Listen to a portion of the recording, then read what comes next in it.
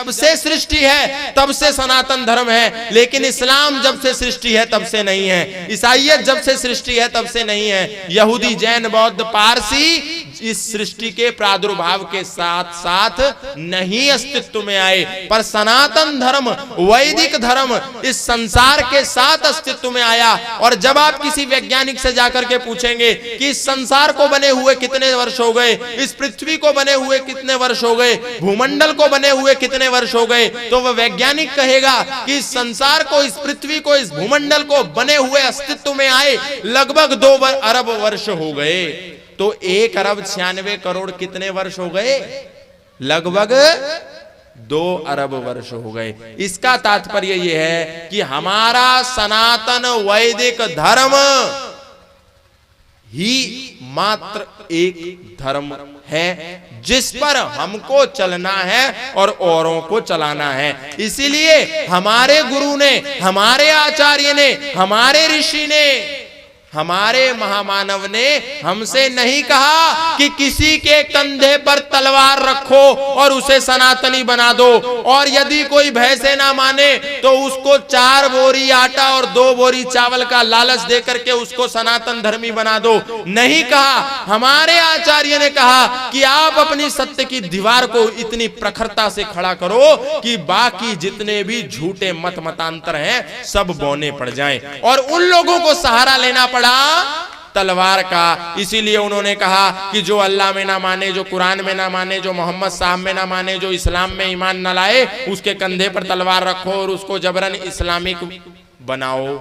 इसीलिए दूसरे संप्रदाय ने कहा कि कुछ भी करो, आटा बांटो, दाल बांटो, चावल बांटो, ब्रेन वॉश करो, मूर्ख बनाओ, पागल बनाओ और लोगों को ईसाई बनाओ। लेकिन दुनिया में इतिहास है और ये रिकॉर्ड है, किसी भी सनातन धर्मी ने किसी भी अन्य मत पंथ संप्रदाय वाले व्यक्ति को कभी ना तो जोर जबरदस्ती करी और ना ही कभी किसी को किसी प्रकार का लालच और लोभ दिया कि तुम सनातन धर्मी बनो। लोग आए और स्वयं सनातन धर्मी बन गए।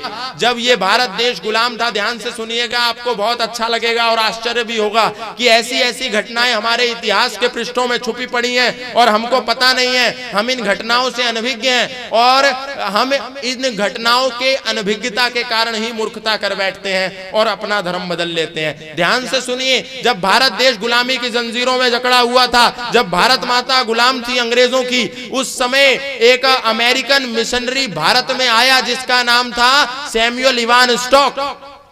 सैमुअल इवान स्टॉक को एक मिशन बना करके, एक उद्देश्य बना करके, एक लक्ष्य बना करके, एक टारगेट दे करके भेजा गया कि जाओ सैमुअल इवान स्टॉक, 20 वर्ष का सैमुअल इवान स्टॉक को टारगेट दे करके भेजा गया, जाओ भारत के एक एक गरीब आदमी को लालच दो, भय दो, मूर्ख बनाओ, पागल बनाओ और उसको ईसाई संप्रदाय में दीक्षित कर लो।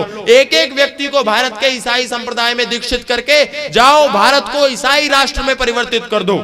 सैमुअल इवान स्टॉक भारत आया और जैसे ही भारत आया तो भारत के क्षेत्र में गर्मी बहुत पड़ रही थी। उस समय उसने सोचा कि कोई ठंडे इलाके में जाता हूं। वो ठंडे इलाके में जाने के लिए हिमाचल के पहाड़ों पर चला गया। और जैसे आजकल कोरोना महामारी फैली तो माँ, बहन, बेटी सब लोग दूर दूर होकर के रहने लगे। लोग अपने पारिवारिक जनों को छोड़ छोड़ करके भाग गए। जैसे लोगों ने अपने पारिवारिक जनों का दाह संस्कार भी दूर दूर से किया, उसी प्रकार हिमाचल में भी एक प्लेग की बीमारी फैल गई थी। और सैमुअल इवान स्टॉक अपने धर्मांतरण के कुचक्र को लीड कर रहा था, उसका नेतृत्व कर रहा था, लोगों को मूर्ख बना रहा था, पागल बना रहा था, लालच दे रहा था, जो भी उसको करना पड़ रहा था, जो भी षड्यंत्र अपनाना पड़ रहा था, करके लोगों को ईसाई संप्रदाय में दीक्षित कर रहा था। और उसको करते करते उसने एक हिमाचल की लड़की से विवाह भी कर लिया। अचानक जब प्लेग की बीमारी उफान पर फैल रही थी, लोग हाहाकार मचा रहे थे, हत्या हो रही थी, इधर उधर भाग रहे थे, परेशान हो रहे थे, हताश हो रहे थे, निराश हो रहे थे, उसी समय एक व्यक्ति को अत्यंत पीड़ा होने लगी। उसका परिवार उसको छोड़ करके दूर भाग गया और वो व्यक्ति खाट पर बैठा हुआ, लेटा हुआ अपनी झोपड़ी के बाहर पीड़ा से तड़प रहा था, मर रहा था, अंतिम चौखट पर दस्तक दे रहा था मौत की। तो एक पंडित वहां पर थे जिनका नाम था पंडित रोलिया राम।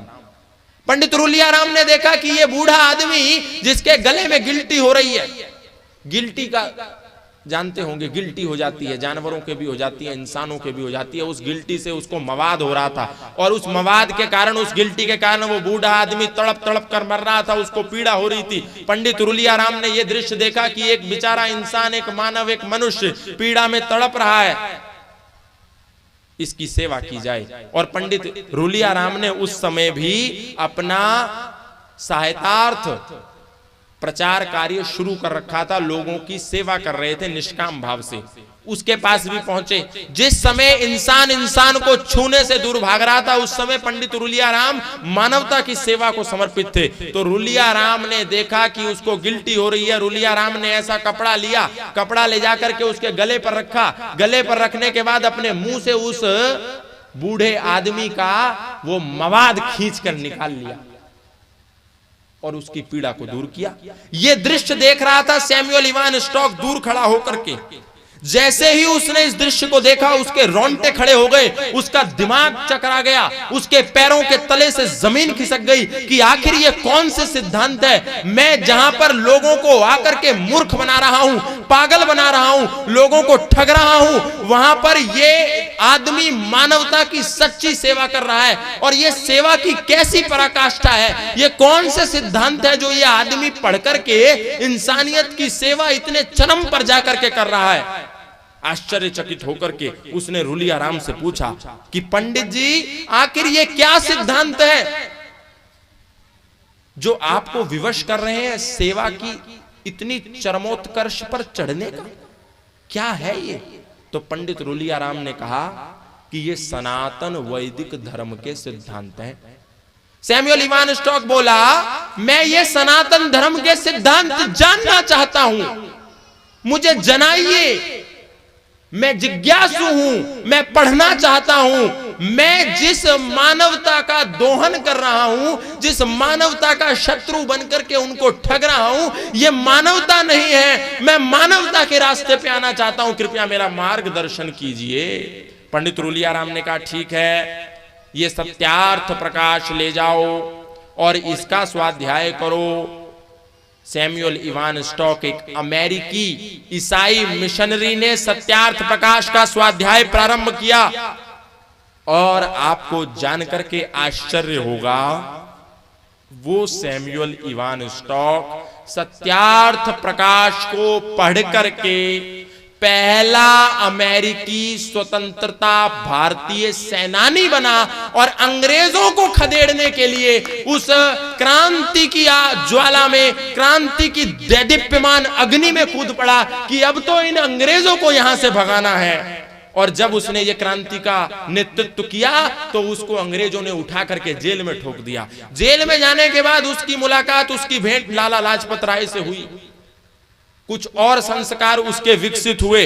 बाहर जब जेल से आया तो पंडित रुलियाराम के पास गया, जो आर्य समाज के प्रसिद्ध प्रचारक थे। उनसे कहने लगा कि अब पंडित जी, मैं अपनी शुद्धि करना चाहता हूं, मैं सनातन धर्म में दीक्षित होना चाहता हूं और मैं आपसे निवेदन करता हूं, क्योंकि मेरा जीवन सत्यार्थ प्रकाश को पढ़ने के बाद परिवर्तित हुआ है, इसीलिए मैं सत्यार्थ प्रकाश से प्रेरित होकर ही अपना नाम रखना चाहता हूं। आज से मुझे सैमुअल इवान स्टॉक की जगह सत्यानंद स्टॉक के नाम से दुनिया जानेगी। और उस आदमी ने सन्यास ले लिया और भारत में रह करके आजीवन सनातन धर्म की सेवा करता रहा। आप सोच करके देखिए, एक कट्टर ईसाई मिशनरी जिसका केवल एक मिशन था कि भारत में आकर के भारत के एक एक नागरिक को, एक एक नौजवान को, एक एक बेटी को, एक एक किसान को ईसाई बनाना है। उसका दिमाग ऐसे परिवर्तित हुआ कि वो सनातन की सेवा में करने निरत हो गया, सनातन की सेवा में कूद पड़ा। ये सत्यार्थ प्रकाश का शौर्य है, ये सत्यार्थ प्रकाश की अग्नि है, ये सत्यार्थ प्रकाश का प्रताप है। जब अब एक अमेरिका का मिशनरी आकर के सत्यार्थ प्रकाश से अपने जीवन को अभिभूत कर सकता है, तो हम तो भारत में जन्मे हैं, हम तो भारत में पैदा हुए हैं, क्या हम सत्यार्थ प्रकाश का स्वाध्याय करके सत्य पथ के गामी नहीं हो सकते? हम क्या सत्य पथ पर आगे नहीं बढ़ सकते? बढ़ सकते हैं, बस इच्छा शक्ति होने की आवश्यकता है।